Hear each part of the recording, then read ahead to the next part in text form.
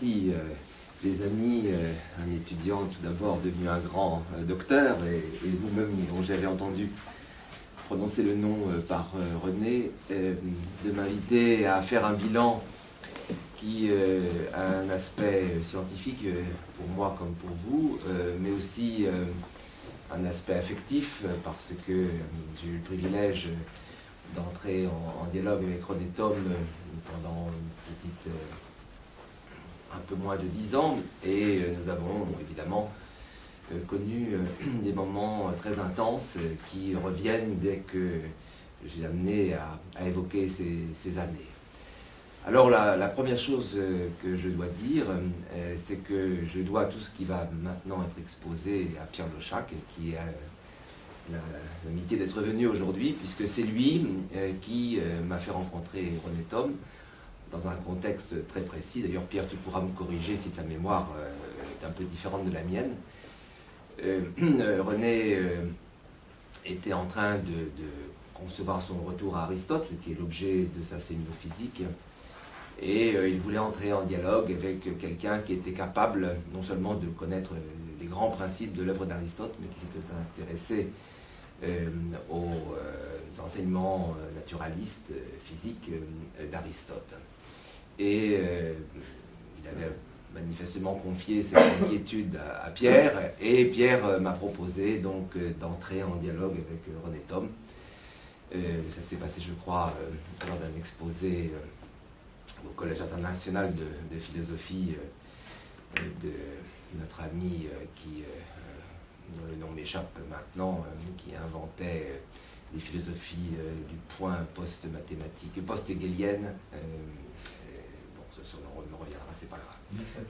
Pardon ? Châtelet, voilà, Gilles.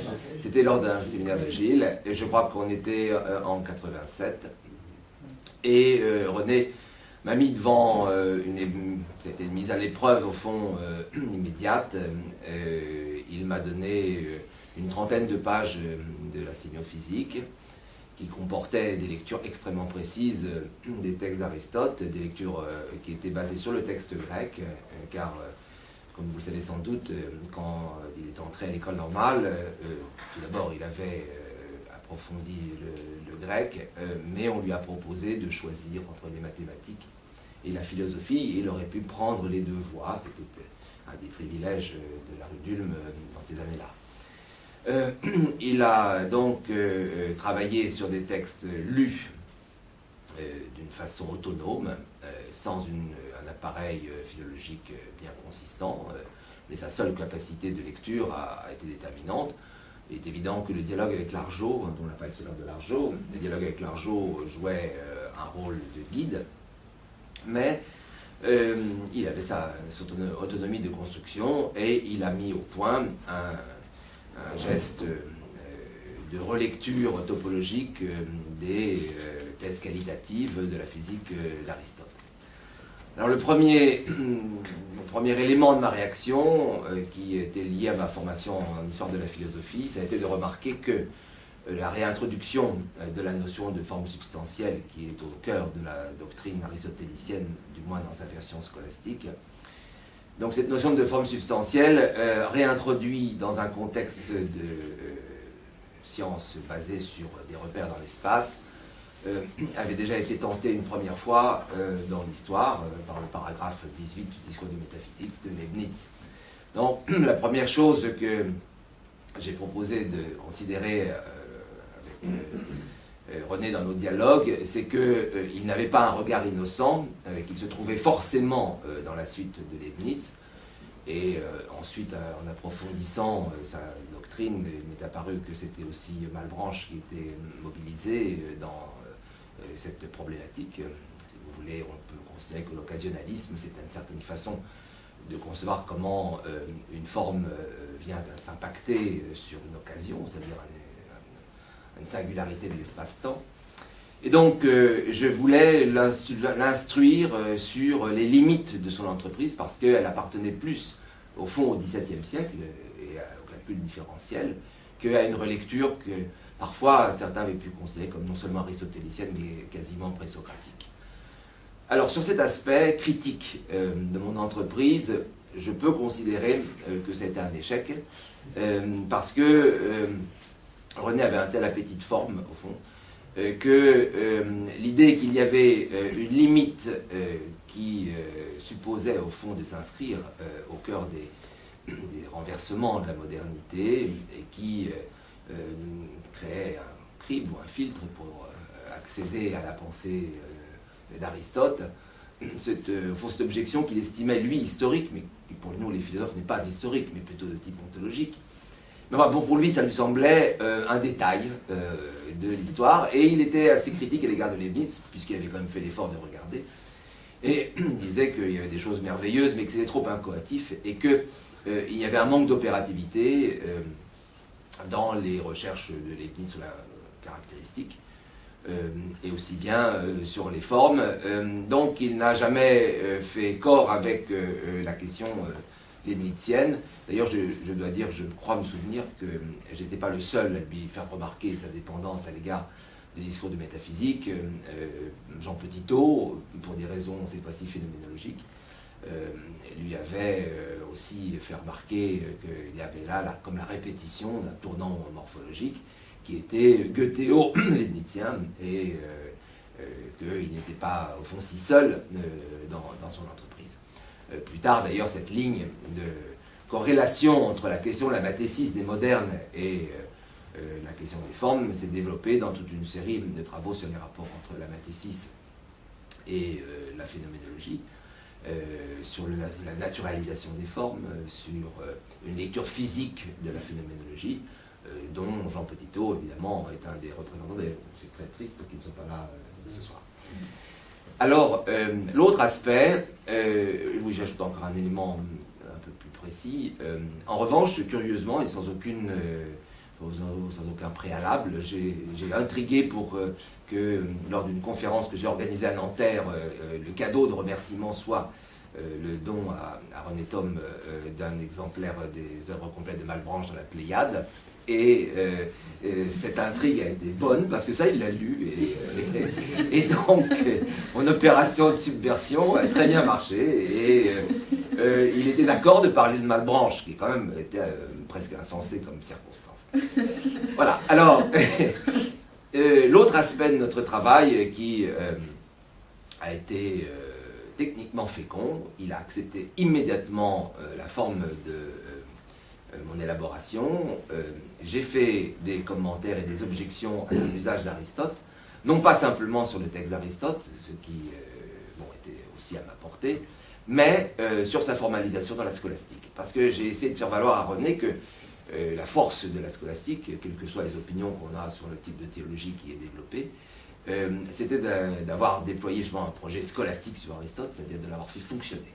Et il y avait des météorologiques d'Aristote ou du dégénérationné par Thomas d'Aquin ou par Maître Albert Legrand, des approches qui d'ailleurs à cette époque avaient une tendance assez précise à conduire à l'alchimie, des approches descriptives sur les phénomènes à la fois naturels, sur l'observation de la nature, et une telle clarification des concepts que leur fonctionnement donnait lieu à une intelligibilité, puisque au fond, René cherchait avant tout l'intelligibilité. Donc j'ai fait des objections à l'ensemble de ces propositions sur la base d'une relecture précise d'Aristote et des commentaires de Thomas d'Aquin au texte qui était sollicité. Le résultat a été admirable parce que il a fait exactement comme c'était notre contrat moral, comme dans les réponses et aux objections de Descartes. Il a répondu à mes objections et cela a donné lieu à l'appendice un peu copieux de la sémiophysique que vous avez pu avoir entre les mains. Ça a été le moment initial de notre travail et aux yeux peut-être d'une partie de nos lecteurs, c'est peut-être ce qu'on a fait de mieux ensemble. Je n'en suis pas sûr pour ma part. C'est en tout cas une base solide, je crois que tout le monde peut en convenir.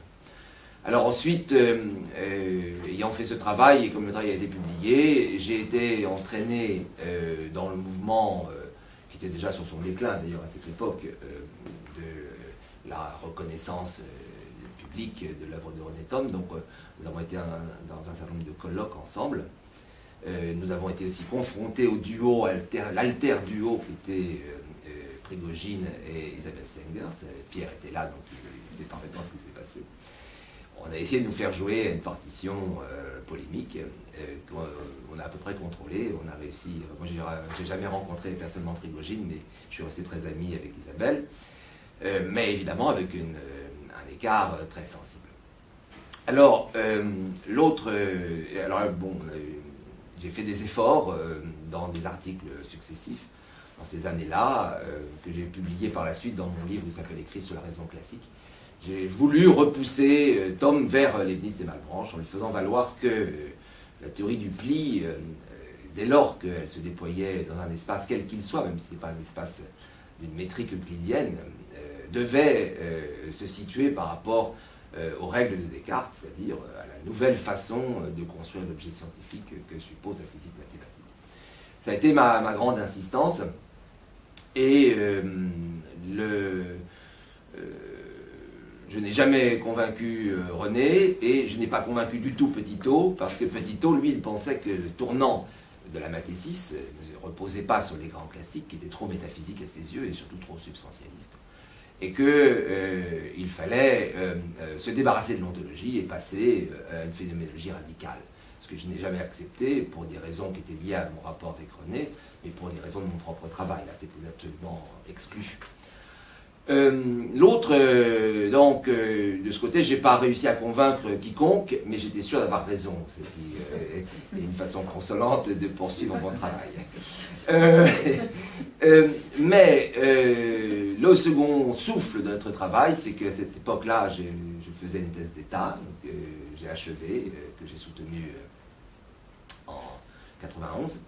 Et le livre a été immédiatement publié, et j'ai pu obtenir, chose presque inconcevable aujourd'hui, qu'il y ait non seulement, non pas une préface, mais une postface qui soit rédigée par René.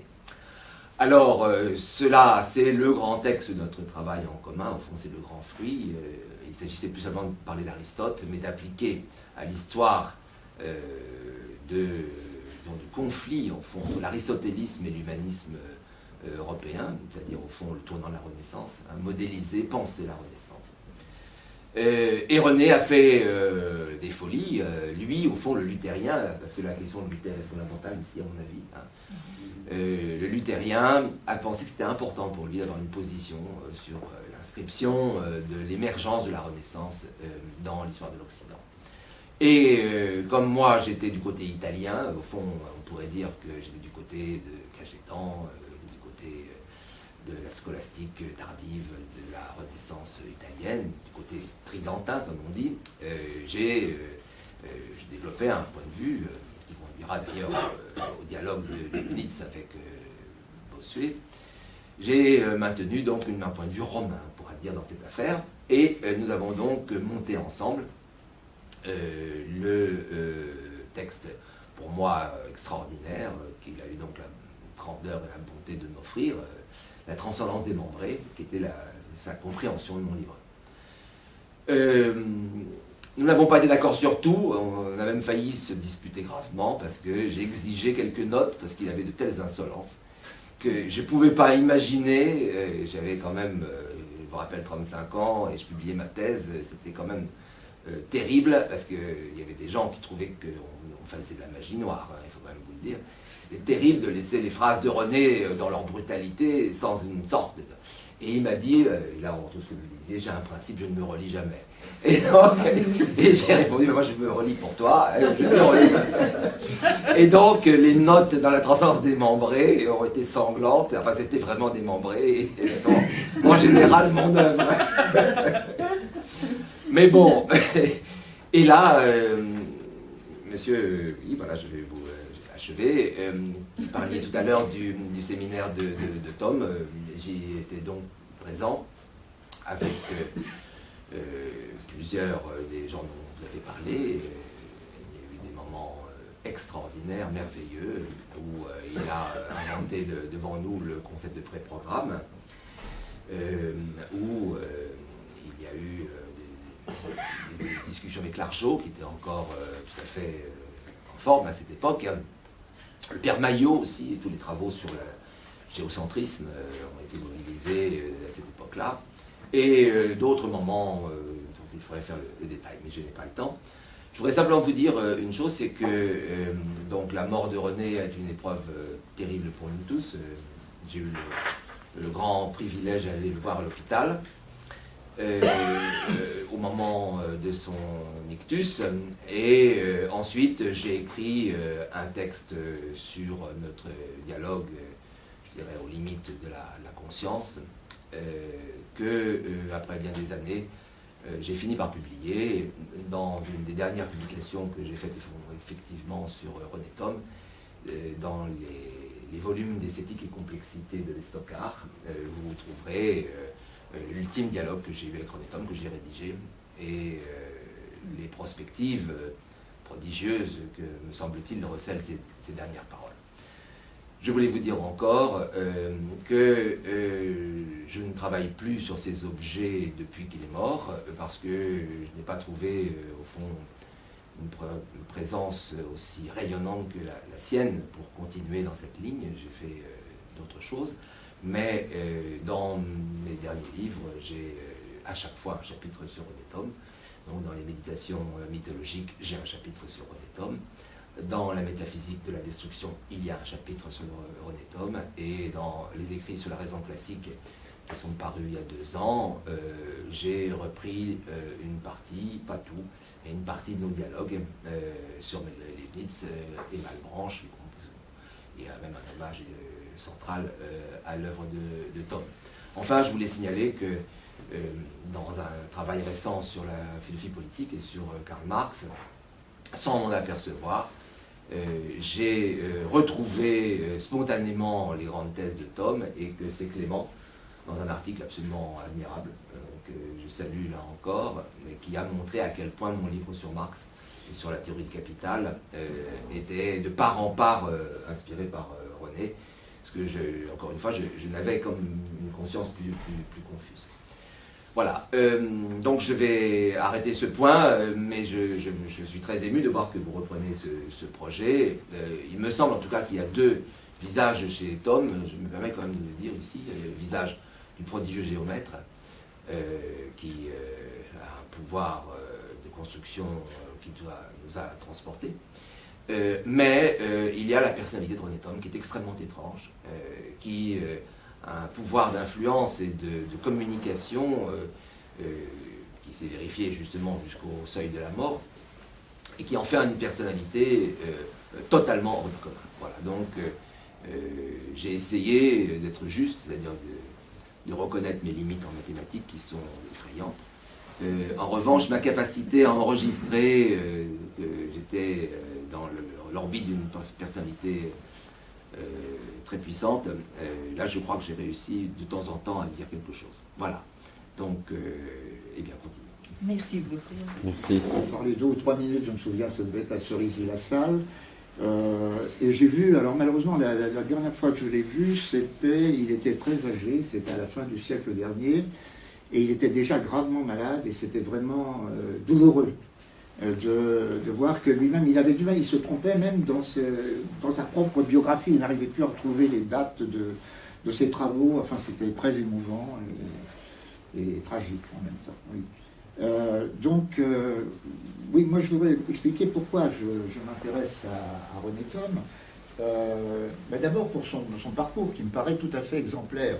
C'est-à-dire que tous les grands esprits, je dirais de Platon à Whitehead, en passant par Descartes, Leibniz, ont commencé par partir des sciences, et en particulier des mathématiques, pour finalement déboucher sur la philosophie.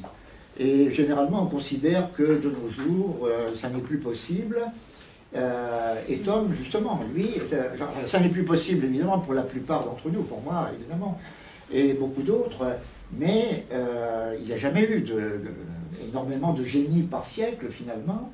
Et ce qui m'a frappé chez Thom, c'est son parcours. Et c'est le fait aussi, et surtout, alors ça a déjà été dit là, par mon prédécesseur, qu'il débouche finalement sur une réhabilitation d'Aristote. C'est-à-dire qu'il fait au XXe siècle ce que Leibniz a essayé de faire au XVIIe, sans y parvenir, et il me semble avec... Enfin, bon, alors là on pourrait y discuter, enfin je ne suis pas un spécialiste d'Aristote, mais il me paraît important si on veut penser les êtres vivants, de réhabiliter Aristote. Il me semble que d'une manière générale, Tom a dit une fois, la physique, le deuxième livre de la physique d'Aristote n'a pas pris une ride. Et je pense que c'est tout à fait vrai. C'est-à-dire qu'effectivement, la mécanique d'Aristote est fausse, la cosmologie qu'il construit sur la base de cette mécanique est fausse, mais les principes généraux de la physique, c'est-à-dire que la physique d'Aristote est une physique de biologiste, on dirait. Et c'est de comprendre ce qu'on appelle la matière, sinon c'est quelque chose de secondaire, de dérivatif, comme aurait dit Leibniz, par rapport aux êtres vivants. Et il me semble que le vitalisme géométrique de Tom revient à ces intuitions de Leibniz et à la fin de sa carrière à Aristote, et ça me paraît tout à fait exemplaire, et je pense que la vraie philosophie, il y en a une, est de cet ordre. Donc, moi je suis incapable de continuer son travail là-dessus, mais je serais très intéressé si d'autres ici étaient capables de le faire.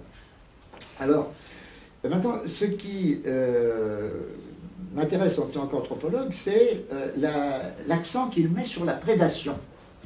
Le fait que dans sa théorie pas de tous les êtres vivants, mais les êtres vivants, je ne sais pas si on peut encore parler maintenant de supérieurs, enfin dont nous sommes notamment des représentants, la prédation explique la genèse même du vivant.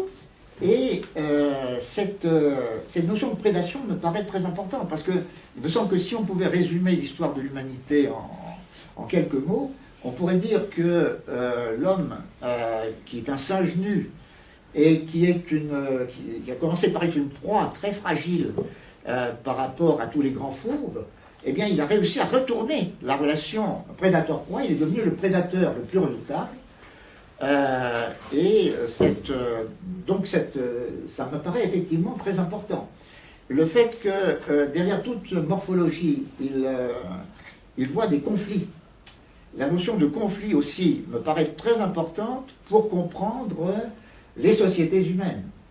Alors voilà, moi c'est là-dessus que j'ai travaillé, sur essayer de comprendre ce qu'on appelle les systèmes vindicatoires, comment la vendetta peut être soit une réaction purement passionnelle, subjective, mais ça peut être aussi une institution. Et donc, essayer de comprendre comment la ritualisation des conflits peut engendrer des formes sociales relativement stables, et c'est ça qui me paraît intéressant. Aussi bien quand on étudie les phénomènes de vengeance, et puisque un de mes prédécesseurs a parlé de René Girard, je prends au sérieux aussi certaines idées de René Girard, et en particulier sa théorie du sacrifice, qu'il voit comme la ritualisation d'un meurtre collectif qui, par une sorte on pourrait dire, de confinement. Je ne sais pas si Tom accepterait de prendre la violence comme une prégnance, mais de confinement dans un être, la victime émissaire, et permet de rétablir momentanément la paix. Ce qu'essaie de montrer Girard, et j'ai essayé de développer plus ce que lui-même, enfin certaines de ses intuitions, c'est comment cette singularité que constitue la victime émissaire peut ensuite, dans les rites, se déployer pour donner différents rituels, mais pas n'importe lesquels. Et là, je pense que c'est le seul. J'ai écrit un article dans le débat sur Girard et Tom, finalement, montrer que l'intérêt de Tom, je suis parti moi de Lévi-Strauss, du structuralisme, c'est l'idée de structuralisme morphogénétique que défend également Girard. Mais sauf que Girard, qui a été influencé, ça a été dit, par la littérature, d'abord par ça, est resté existentialiste. Et sa bête noire, c'est le platonisme. Tandis que chez Tom, au contraire, avec la notion de logos, il y a l'idée au contraire, justement, qu'il y a un côté un peu platonicien. Et il me semble que, justement, ce que j'ai essayé de montrer dans cet article, c'est que l'intérêt de Girard par rapport à Lévi-Strauss, c'est d'introduire la morphogenèse des structures, au lieu de les données toutes faites, ou de supposer qu'elles préexistent dans l'esprit humain. Mais Girard lui-même, quand il veut expliquer comment, à partir de ce qu'il appelle l'événement fondateur, on peut engendrer différentes formes, il accorde encore trop de privilèges à l'esprit humain. Ce serait l'interprétation que les hommes feraient et qui sont déposés dans les mythes des événements structurants, c'est parce que cette interprétation serait faite dans la méconnaissance des phénomènes dans lesquels ils ont été pris, mais qu'ils n'ont pas compris, dont ils ont simplement observé les effets.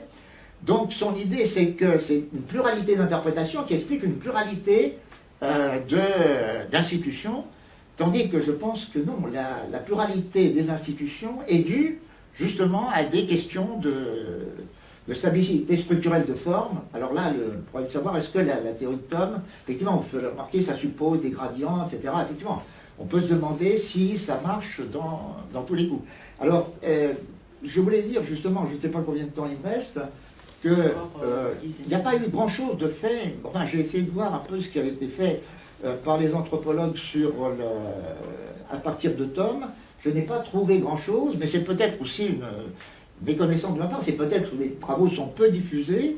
La première chose que j'ai trouvée, c'est un article d'anthropologie physique d'un Américain en 1980, pour essayer d'expliquer, effectivement, à partir, on suppose qu'il y a des facteurs qui agissent de manière continue dans l'ensemble de la nature, et comment expliquer le fait qu'il y a les différenciations des espèces. Donc, un collègue avait essayé d'expliquer comme ça la différence entre les hominidés, parmi les hominidés, entre les australopithèques, puis la bifurcation des hommes, l'homme de Néandertal, etc. C'est 1980.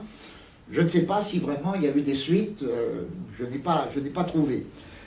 Il y a un collègue qui est mort il y a quelques années, Michel Perrin, qui avait fait en 1986 dans la revue L'Homme quelque chose d'assez intéressant. C'était un physicien de formation à l'origine. Ça s'appelle Interprétation morphogénétique de l'initiation chamanique. Alors il montre comment on passe d'un état qu'il appelle neutre, par l'intermédiaire généralement de la maladie, à ce qu'il appelle la chamanerie, l'état de chaman. C'est-à-dire que généralement, effectivement, dans les rituels de guérison,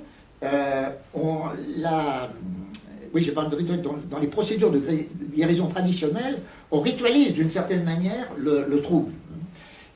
Et donc, il montre comment, justement, on peut passer d'un état normal, ou on peut dire normal, d'un homme qui n'a pas de trouble particulier, et comment, troublé par la maladie, alors il entre dans un processus qui, dans la société qu'il a étudiée, permet, grâce aux médiateurs rituels, d'aboutir de devenir chaman.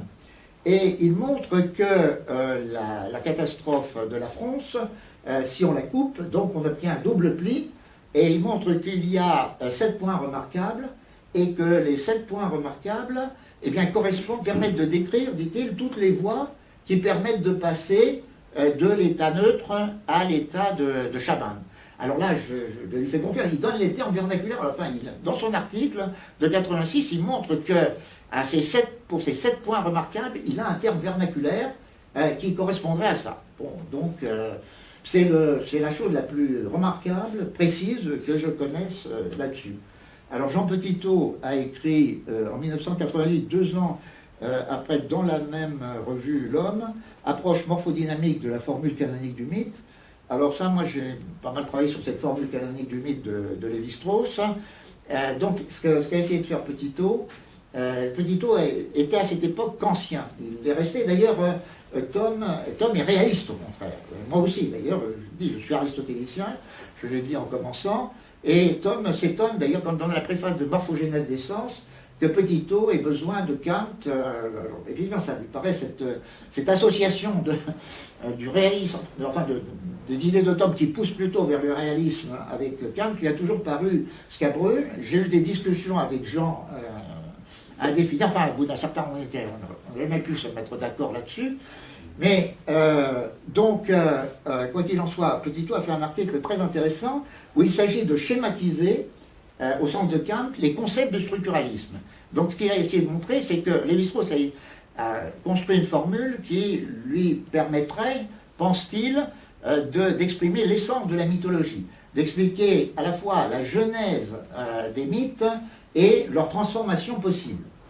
Et donc c'est ce qu'on appelle la formule canonique du mythe. Bon, je ne vais pas en dire plus là-dessus. Alors ce qu'a essayé de montrer Jean, et je pense que c'est très juste, que si, à partir de cette formule, on veut effectivement accomplir le projet scientifique de Lévi-Strauss, c'est-à-dire de construire une théorie générale des mythes qui permet à la fois de comprendre leur genèse, leur structure, leur développement, transformation, alors il faut utiliser, alors sa thèse, c'est qu'il faut utiliser la thèse de Thom, il faut retraduire cette formule. Alors certains mathématiciens, ou certains, et notamment Dominique Casajus, qui comme Jean Petitot est un polytechnicien, mais ethnologue, lui a dit, mais tu n'expliques pas la structure même de la formule. Et c'est vrai. Petitot la plonge, j'ai toujours dit, il lui donne un vêtement trop large. Mais pas trop large si on veut que la formule ait l'ambition que lui assigne Lévi-Strauss. Donc c'est un travail très intéressant. Alors, et en même temps, depuis un mathématicien qui s'appelle Jacques Morava, c'est un mathématicien d'origine russe qui en 2003, ça se trouve sur Internet, a écrit, je ne sais plus le titre, enfin ça, Jacques Morava, formule canonique du mythe, c'est enfin en anglais, mais bon, Canonical Formula of Myth, bon. Donc ça se trouve facilement. Lui a montré que la formule elle-même peut se formaliser avec le groupe des quaternions, qu'on peut voir comme une extension non commutative du groupe de Klein. Et ça, il faudrait bien le montrer. Il a montré que la formule canonique correspond exactement, et il y a deux expressions différentes que donne Lévi-Strauss dans La potière jalouse. Il montre que ça correspond à deux anti-automorphismes externes du groupe des quaternions. Bon, c'est techniquement extrêmement précis, et ça, il le démontre, vraiment. Donc, effectivement, c'est ce que refusait Jean Petitot, qui a toujours soutenu que ça ne peut pas être une structure élémentaire du type groupe de Klein qu'utilise par ailleurs Lévi-Strauss. Il faut supposer quelque chose de beaucoup plus fort. Et alors, la formule canonique elle-même, effectivement, je crois que Morava a raison, c'est une structure élémentaire, pour reprendre le vocabulaire qu'a employé Jean dans un de ses articles, mais si on veut construire une théorie de la mythologie aussi puissante que Lévi-Strauss rêvait de pouvoir le faire, alors je crois que c'est dans la voie ouverte par Jean. Effectivement, il faudrait continuer à travailler. Bon, voilà, alors moi-même, voilà, 3 minutes, oui. Alors, moi-même, je l'ai dit, je me suis intéressé un petit peu à ça, mais je ne prétends pas utiliser, justement, je vois que aussi bien sur la formule canonique du mythe, je vais encore aller à une soutenance de thèse la semaine prochaine. Enfin, il y a des gens qui disent n'importe quoi. Pour la théorie des catastrophes, ça a été pareil. Donc, c'est bien que, moi, je ne me suis pas risqué à faire des choses de ce genre sur les travaux de Girard, mais en même temps, je vous ai dit à peu près l'essentiel tout à l'heure. Ce qui me paraît intéressant, c'est la philosophie générale qu'il y a derrière, chez Thom, et c'est la voie qu'elle indique pour construire ce que là aussi Girard veut faire, mais qu'à mon avis il n'a pas réussi à faire, un structuralisme morphogénétique. Donc je pense que c'est ça qui est important, c'est que Thom me paraît donner des instruments, enfin il faudrait les développer. Moi je ne suis pas capable de le faire, je ne suis pas mathématicien, je connais un petit peu les mathématiques, mais je ne suis pas allergique aux maths comme certains gens qui, en général, les gens comme moi, ont une formation purement littéraire. Moi, mes premiers amours étaient les maths, en fait. Bon, mais cela dit, je n'ai pas suivi, je n'ai pas continué à faire des maths, donc je ne suis pas capable de développer ces choses-là. Mais voilà ce que j'aimerais faire. Alors, il y a un deuxième point que je voulais aborder, c'est un problème purement philosophique. J'ai deux problèmes même. Mais enfin c'est peut-être le même. Jean Largeau, dans Apologie du Logos, notamment pages 10 et 26, remarque des convergences intéressantes entre René Thom et René Ruyer. René Bruyère, que je considère, moi, comme le plus grand philosophe français du XXe siècle.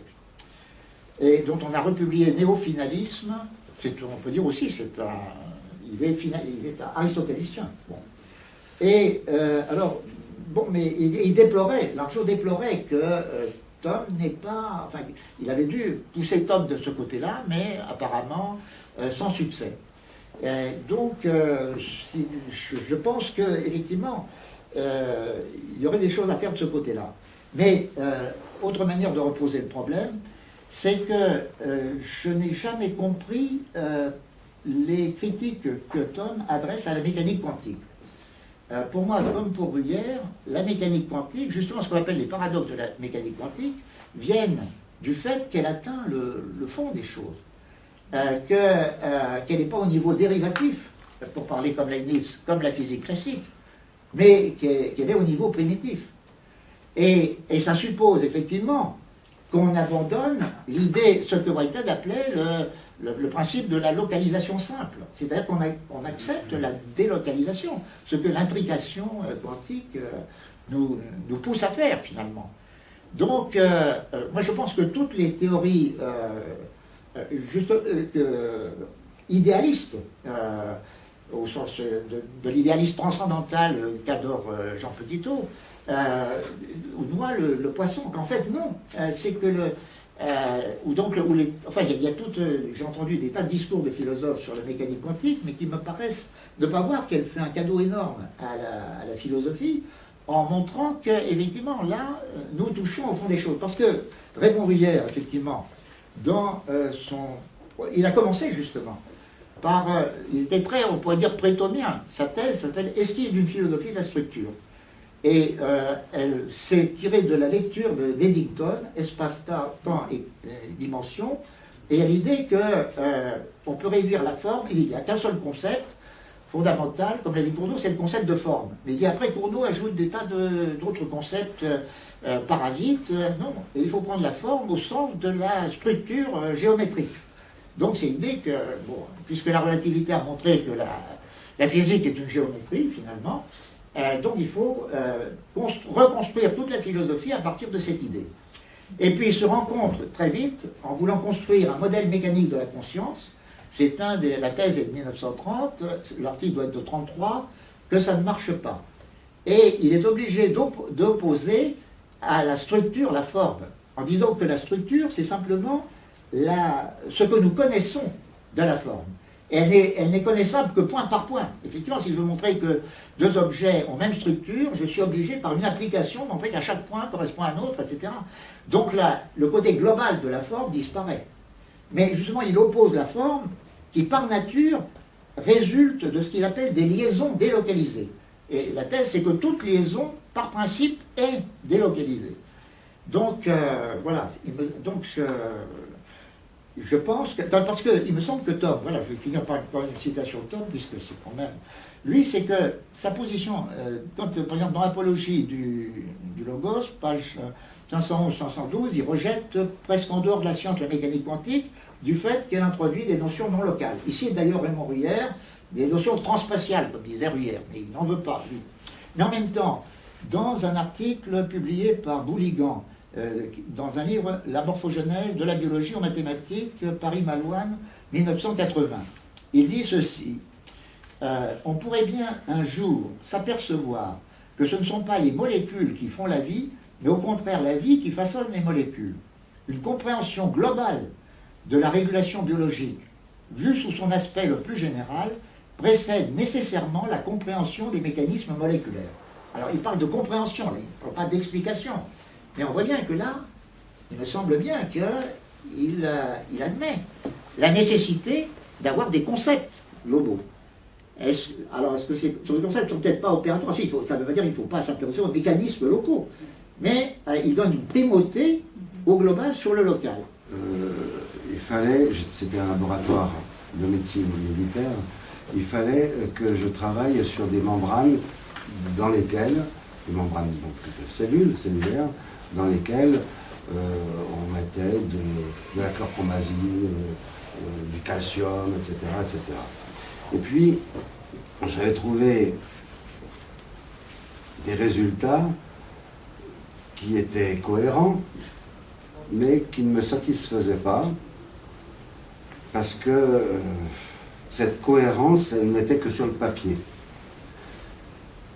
Et je me rappelle, donc mon patron l'a fait quand même publier. Et ça m'énervait un petit peu. Et c'était à la fin du printemps, enfin au début des vacances. Je devais aller avec ma famille à l'île de Ré. J'ai quand même amené tous mes résultats. J'ai bien fait puisque le lendemain de notre arrivée, il y a un banc de vive qui a secoué toute la région. Et j'aime pas ça, donc je ne me suis pas du tout baigné et j'ai travaillé. Donc j'ai refait un autre système de lecture de mes résultats. Et je suis en 3 dimensions cette fois-ci, au lieu de faire en 2 dimensions. Donc en biologie, on fait souvent de la 2 dimensions. Là, j'ai fait en 3 dimensions. Et j'ai trouvé un relief qui était un peu inédit. Je ne savais pas quoi en faire. Et j'en ai parlé à un de mes copains, qui s'appelait Étienne Labéry, qui travaillait à la Pitié-Salpêtrière, qui était déjà un élève de Tom, et qui m'a dit « C'est incroyable, c'est une queue d'aronde ». Je ne savais pas ce que c'était qu'une queue d'aronde, et il a demandé à Tom de me demander si je pouvais venir faire un exposé lors d'un samedi. Donc ces samedis, on n'en a pas parlé, c'est samedi, c'était les samedis. Ouais. Donc, on en a parlé, c'était vraiment des rencontres extraordinaires qui m'ont fasciné sur la... Elles n'étaient jamais préparées, cet homme qui en donnait l'idée au début. Et ce qui était extraordinaire quand même, c'était qu'entre Largeau, toi, et puis lui, vous parliez parfois complètement grec, ça me passait par-dessus la tête, mais c'était sublime. J'en garde un souvenir extraordinaire. Donc Étienne Labéry m'a amené chez Tom, et Tom a dit oui, c'est très curieux, c'est la première fois qu'un résultat expérimental correspond si fidèlement à une de mes figures catastrophistes.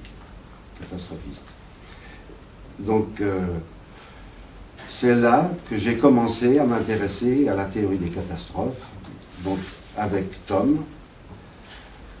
Mais Tom, il était, je pense, très difficile à lire. À l'écouter, il fallait être patient.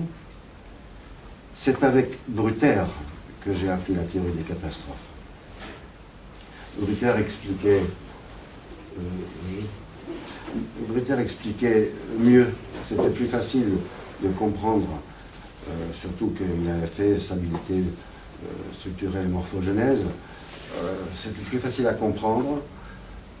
C'était pas facile quand même, mais c'était plus coulant que René Thom. Donc je m'entraînais avec Bruter et je discutais avec Thom. Voilà. Au bout d'une dizaine d'années, je suis resté 20 ans quand même avec Thom, et au bout d'une dizaine d'années, je lui montre quelque chose qu'il avait fait et que je ne comprenais pas, et je lui dis, j'aimerais bien que vous me l'expliquiez, et parce que moi je le comprends de telle façon. C'était à propos de la, je ne sais pas, vous connaissez peut-être la queue d'aronde, mais développée dans la 3e dimension, la carène de bateau, quoi, en fait.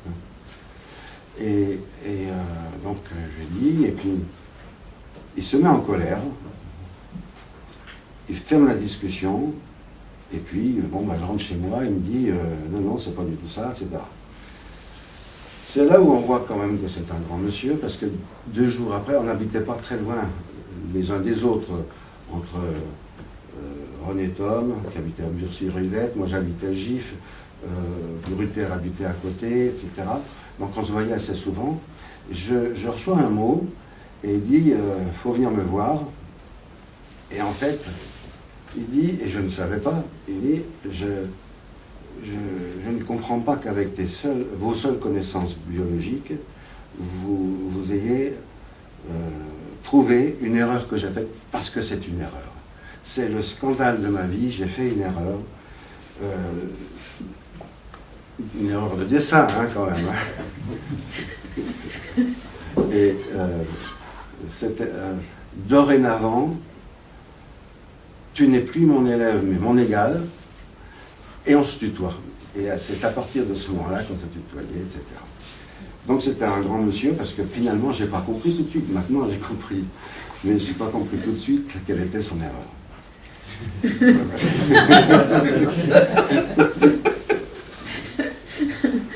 Voilà. Donc, à partir du moment où je suis entré dans la théorie des catastrophes, je n'ai plus quitté. Donc en fait, j'ai essayé de mettre en évidence les 7 formes d'une manière, les 7 formes qu'il a créées, d'une manière expérimentale, et j'y suis arrivé. Et avec Clément, on est arrivé à en faire pas mal, même en sociologie. Et donc ça, c'est quelque chose dont je suis assez content. Voilà. Je vais m'arrêter là parce que on aura l'occasion d'en rediscuter, mais je voulais simplement montrer de la manière dont je l'ai connu, ce que j'ai apprécié dans ces 20 ans où je suis partagé avec lui. Et c'est vrai qu'il avait une personnalité assez extraordinaire, il lâchait jamais prise sur une polémique. Alors là, c'était impossible, il se fermait là. Et puis, bon, Prigogine, c'est vrai, mais je pense qu'il y a une... Moi, je travaille en ce moment sur une suite. Enfin, Prigogine commence là où finit Tom, finalement. Et c'est ce que je suis en train de travailler à la retraite, quoi, disons. Voilà, je vais m'arrêter là. Oui, non, mon rapport à Tom, il est celui qu'a sûrement vécu beaucoup de personnes, c'est-à-dire c'est passé par l'envoi d'un article que j'ai fait, et alors j'étais jeune psychanalyste débutant dans les années 92, un article sur la morphogénèse des stéréotypies dans l'autisme.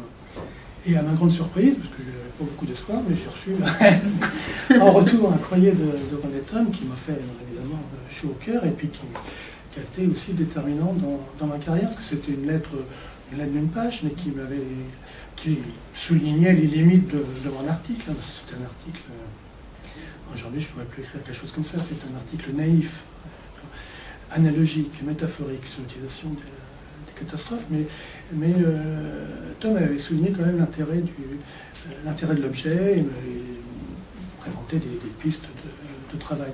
Puisque les stéréotypies gestuelles des personnes autistes, elles ont des formes différentes, et ça n'intéresse personne. Ça, les psychanalystes considèrent que c'est des systèmes de défense, mais ne cherchent pas à comprendre pourquoi il y a des variétés de stéréotypies différentes, et en neurophysiologie, on considère que c'est une anomalie de la régulation sérotonergique ou dopaminergique, et qu'il suffit de traiter pour modifier ces stéréotypies. Mais elles ont des formes différentes, et en faisant leur typologie, on retrouve au travers de leur type des liens avec les catastrophes. On peut faire une typologie catastrophiste de ces stéréotypies. Alors je suis rentré donc dans la théorie des catastrophes par l'autisme, et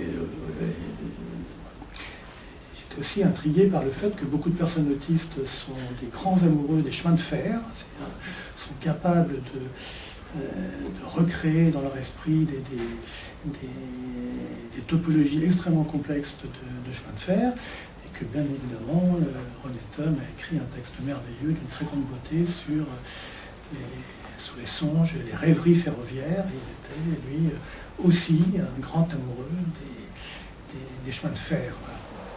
Donc c'est comme ça que je suis entré dans la théorie des catastrophes, et j'ai continué donc à m'intéresser à la théorie des catastrophes à l'intérieur de mon exercice de psychanalyste. Alors bien évidemment, j'étais un peu isolé, mais pas complètement, parce qu'il y a une psychanalyste qui s'appelle Michel Porte, qui a écrit un ouvrage qui s'appelle Dynamique qualitative en psychanalyse, qui est un ouvrage intéressant parce qu'elle a essayé de montrer que l'œuvre freudienne, et en particulier les différentes étapes de l'œuvre freudienne, peuvent se comprendre à partir d'une perspective morphodynamique. Alors, il dit par exemple que la première topie qui sépare le conscient de l'inconscient, en fait, ça correspond à un niveau de strate, en terminologie catastrophiste, et que la deuxième topie, c'est l'espace fibré qui est superposé en fait à ce premier espace de strate. Donc elle fait une interprétation catastrophiste de la pensée freudienne, qui est une interprétation intéressante, sans aucun succès au milieu des psychanalystes, et tout le monde sait qu'aujourd'hui la psychanalyse est très très mal en point, et que ce qui caractérise la psychanalyse, c'est son manque de curiosité. Donc la psychanalyse contemporaine. Donc il y avait peu de chances qu'elle soit entendue. Et puis l'autre apport de la théorie des catastrophes et de psychanalyse, il a été initié par Jean Petitot, qui a fait rupture avec le mouvement analytique. Il était lui-même analysant dans les années 75. Il a fait rupture avec la psychanalyse lacanienne, qu'il dénonce comme une espèce de mystagogie.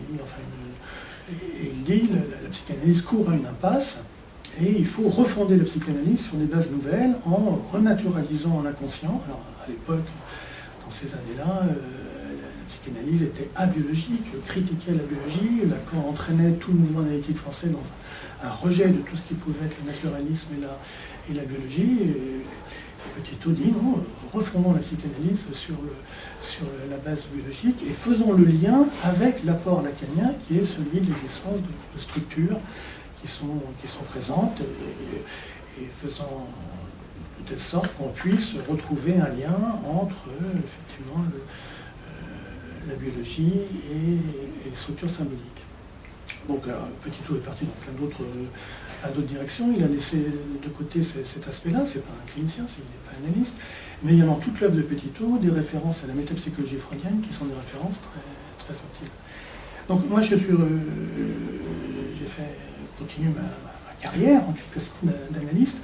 Alors avec cette ouverture un peu, est-ce qu'il n'y a pas quelque chose dans la pensée de Tom qui pourrait revivifier un peu la psychanalyse et repenser un peu différemment? Alors, bien évidemment, dans la cure classique, quand on a un patient en analyse, la théorie des catastrophes n'est pas immédiatement nécessaire. La métapsychologie freudienne est adéquate à son objet.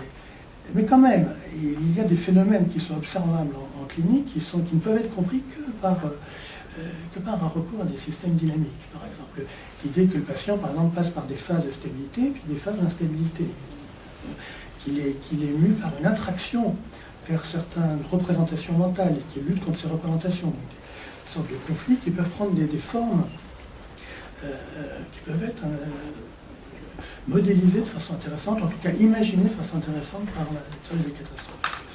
Puis un deuxième aspect, c'est celui de la présence dans le matériel psychique au recueil chez nos patients d'objets bizarres, de singularités étranges, qui sont représentés chez les patients, par exemple des systèmes de clés, de serrures, de fourches, de points, de trous, etc. Donc des objets, des singularités morphodynamiques qui sont présentes dans les rêves, qui sont présentes dans les associations de pensée, présentes dans les symptômes. Et pour comprendre ces singularités, alors qui sont généralement interprétées en psychanalyse comme étant des symptômes sexuels, il se trouve quand même que ce sont les listes de ces singularités quand même assez proches des singularités morphodynamiques, et en tout cas que ces interactions entre ces objets peuvent être compris par des schèmes d'interaction dynamique. Et donc il y a un intérêt quand même à se pencher sur une interprétation catastrophique de ces singularités, qui sont bien évidemment présentes dans les fantasmes originaires. Et là, les fantasmes originaires pour la psychanalyse, ce sont des fantasmes qui canalisent l'activité imaginaire des patients et qui sont d'une certaine façon transindividuels. Ces fantasmes originaires, ils sont reliés à ces formes prototypiques, ces singularités prototypiques dont on trouve une sorte d'explicitation dans la pensée de Tom. Alors ça ouvre à des grandes perspectives théoriques qui sont pour l'instant qui sont émergentes, enfin qui sont au travail en tout cas pour moi, qui est est-ce qu'on ne pourrait pas, avec René Thom, faire un lien entre le biologisme de Freud, puisque pour Freud, ces fantasmes originaires, ils ont une origine phylogénétique, la horde primitive, enfin, Freud est lamarckien, il pense que des événements réels vécus dans l'espèce humaine se sont engrammés dans l'inconscient, et donc il y a une sorte d'hérédité des caractères acquis. Lamarckisme qui est invalidé a priori actuellement. Et puis de l'autre côté, la version lévi-straussienne, tout ça est un mythe, ce qui existe, ce sont la nécessité d'une structuration symbolique, d'une modification, d'une persistance de la différence qui passe par la construction de structures différentielles dans lesquelles l'esprit humain est pris. Et là, donc là, une version lacanienne et puis une version freudienne, les deux versions étant incompatibles et autant aussi en difficulté sociologique, puisque soit on est du côté lacanien, à ce moment-là on ne peut pas entendre parler de biologie, soit on est du côté plutôt classique, à ce moment-là on est du côté effectivement freudien, mais on est lamarckien on n'est pas scientifique, donc là-dessus ça accentue le caractère idéologisé de la psychanalyse, et donc il y a une vraie impasse épistémologique pour la psychanalyse aujourd'hui. Il est possible que une réflexion autour de la pensée de René Thom puisse permettre de lever cette difficulté. Voilà. De ça, j'ai envie de vous parler. Voilà. Merci beaucoup. Peut-être vous. Je voudrais juste poser une question. Est-ce que vous pourriez parler des références de la métapsychologie freudienne chez Jean Petitot? Elle est diffuse dans toute son œuvre. Hein. Sinon, par contre, il y a deux articles de base. Hein. Il l'a écrit dans les années 70, qui était dans les mouvements lacaniens. Je crois que c'est dans Topic, dans deux revues lacaniennes. Enfin, il a écrit deux articles. Alors à l'époque, c'était tout à fait inaudible, complètement inaudible. Et sinon, il y a des références. Parce que Petitot, il continue à s'intéresser à la psychanalyse, quand même, je crois. L'inspection mondiale mis au cancer, tout ça, mais depuis les années, la fin du siècle dernier, il y a un programme d'études du cancer qui était tout génétique. Alors il cite souvent quelque chose, je ne sais pas combien de prix Nobel ont expliqué au président des États-Unis en l'an 2000 que tout serait fini en l'an 2010 et que s'il donnait plusieurs milliards de dollars, ce qui a été fait, on allait vaincre le cancer uniquement en s'appuyant sur la génétique, sur l'ADN, sur le déchiffrement de l'ADN, etc. Or, Giuseppe a été travaillé là-dessus, lui non plus, il n'était pas biologiste du tout, il a été travaillé à Tufts, à Boston, avec des biologistes, italiens d'ailleurs, et des physiologistes, des gens qui disaient, mais non, en fait, le cancer, il y a un volet physiologique qui est extraordinairement important et qui est absolument incontournable.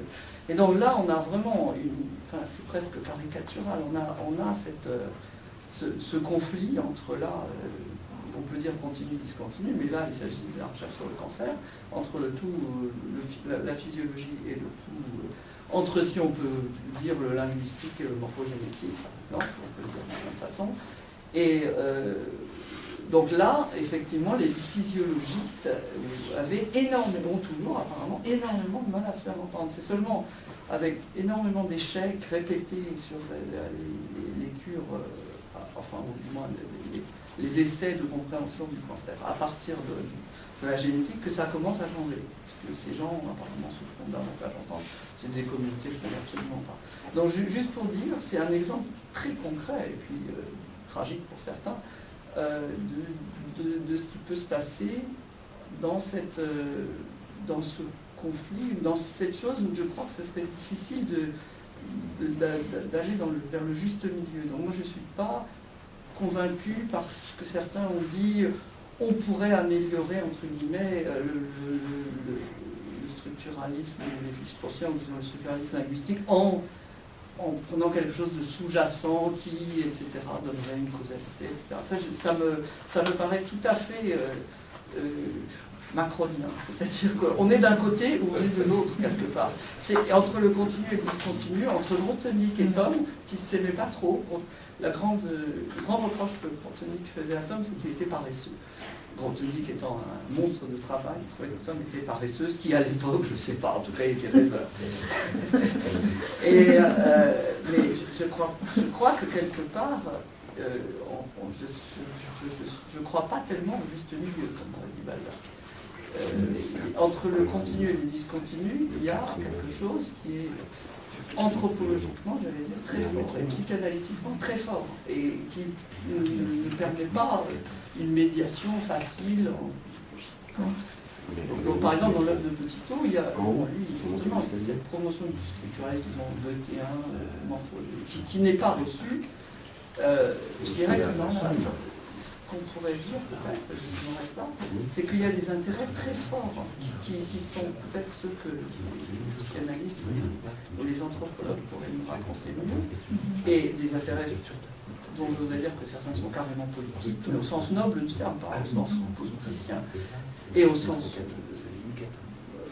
de l'impression, de l'anthropologie, etc. Et donc qui sont entre ces deux pôles du continu qu'on peut voir dans certaines situations. Alors on peut en parler et en écrire beaucoup plus. Mais je m'arrête.